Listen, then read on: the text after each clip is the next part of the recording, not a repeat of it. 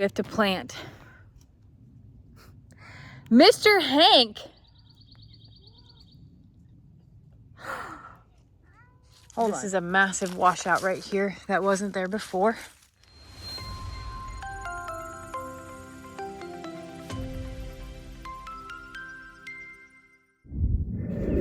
Hey y'all, you ready to take a walk? The other day I took you on a dead or alive little journey, and now we gotta talk about some tough talks. I had to have the tough talk with Lester.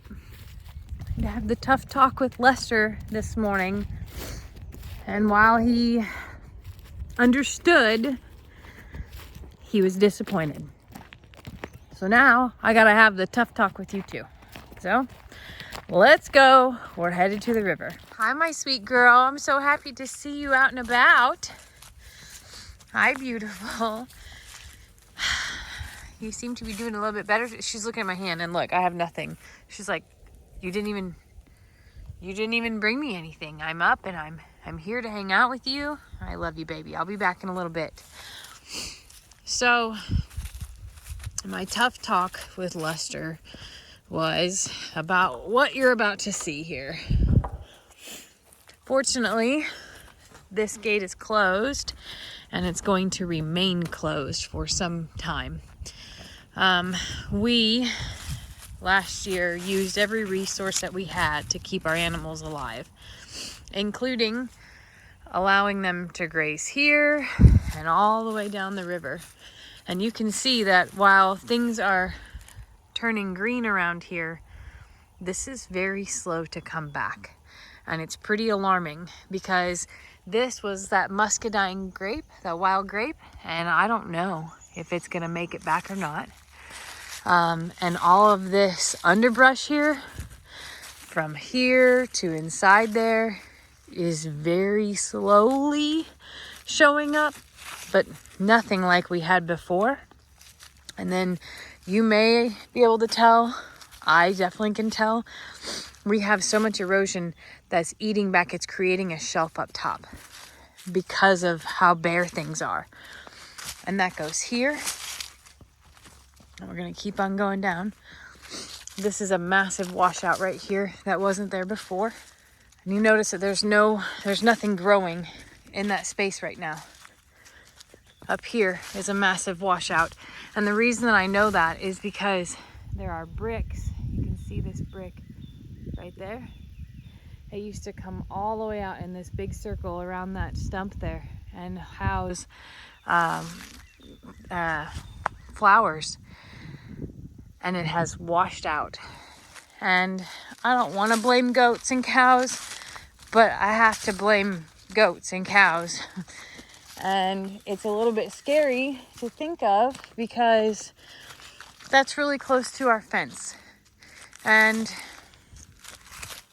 it's just alarming to me because now we are at a period again where we've had a couple of weeks with zero rain.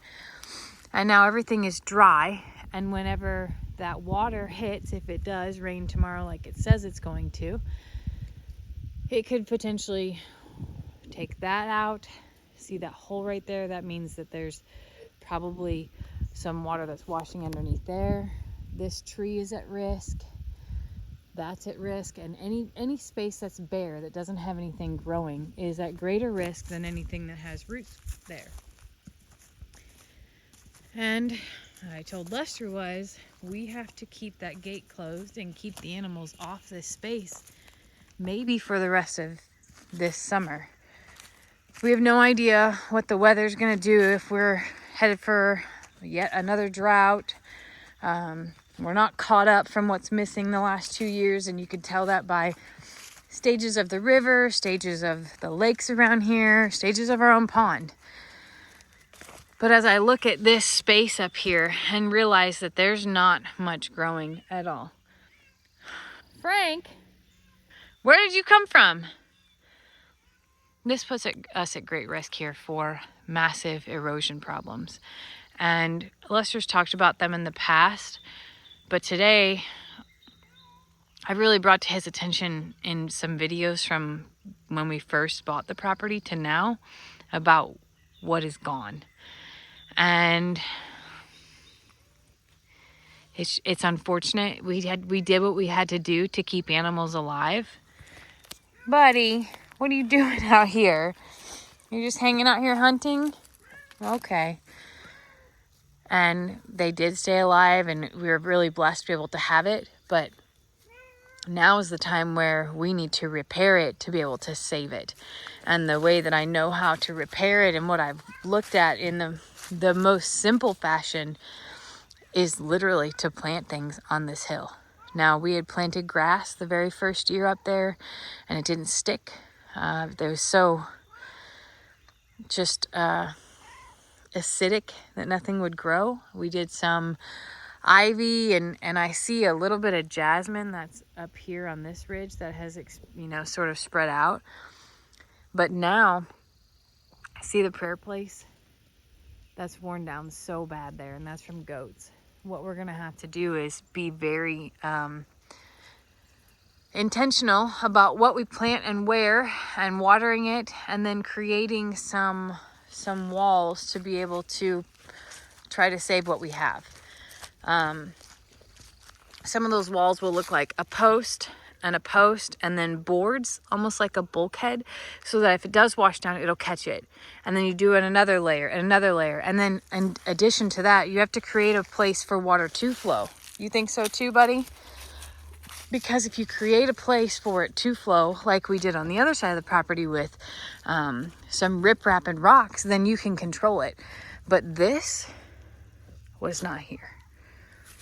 This is all from water flowing down here, flowing down from there, and making its way down to the river. We want it to go down to the river, but we don't want it to eat away at this dirt. I mean, look at this tree. And then here's some scary parts. Up here is a shelf, and the dirt underneath it is slowly just making its way back and further and further and further. And I'm so fearful that one day things are just gonna start falling down. And I don't know if you know this or not, but we live up here. The house is back that way. And while that could take many years for that to happen, it needs to be fixed now and prevented now. So our big talks are, let me turn this around. Our big talks are, no animals can graze out here for some time. We have to create ways to be able to prevent further loss. We have to plant. Mr. Hank! Hold on. Mr. Hank, are you really out here right now? Did you really follow me all the way down here? Come on, let's go back up. He's such a gentle soul, y'all. He has this special thing about him that he can get along with any cat. And he has been Uncle Hank through and through to so many that it's just, he's so special, and I love him so much. And I'm glad that he came out with me today. He's been coming out with me to work in the garden and the greenhouse quite often. But I'm also scared for him because I want him to enjoy being outside, but I don't want him to find his way like being so brave that he leaves. He's not going to leave. But anyway, as I was saying, I am going to talk to the Ag Extension to ensure that what I'm planting is the right thing to do. I'm also going to seek help on the bulkhead creations around here and the pathway for the water. So probably a engineer of some sort to help us navigate how to prevent further erosion. And then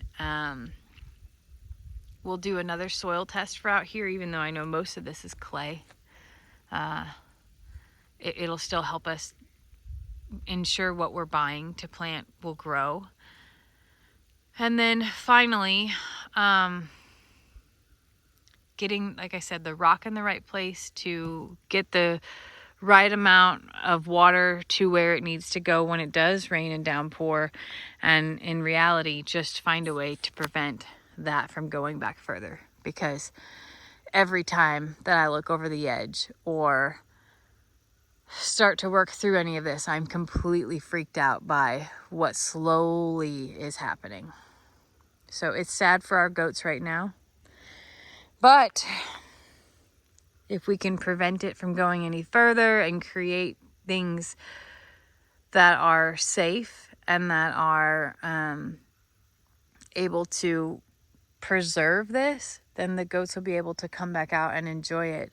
But for now, we need a pause on any animals coming down here to the woods to graze. The one thing I will say that's possible is if we build a fence down here and along this, even if it's a temporary fence to be able to get them down here, they can come down to this part, no problem.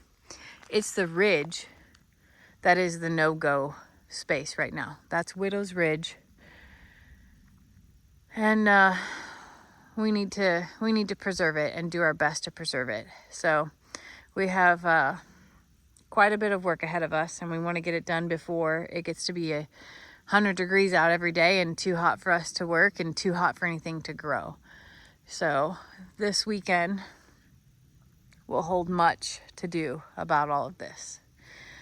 And meanwhile, Mr. Hank and I are gonna make our way back upstairs and start doing our homework. Come on, Hanky. Let's go, buddy. You can come too, buddy. You want to come too? Come on, let's go. Come with Mom. Hank, you're going to make me carry you? All right.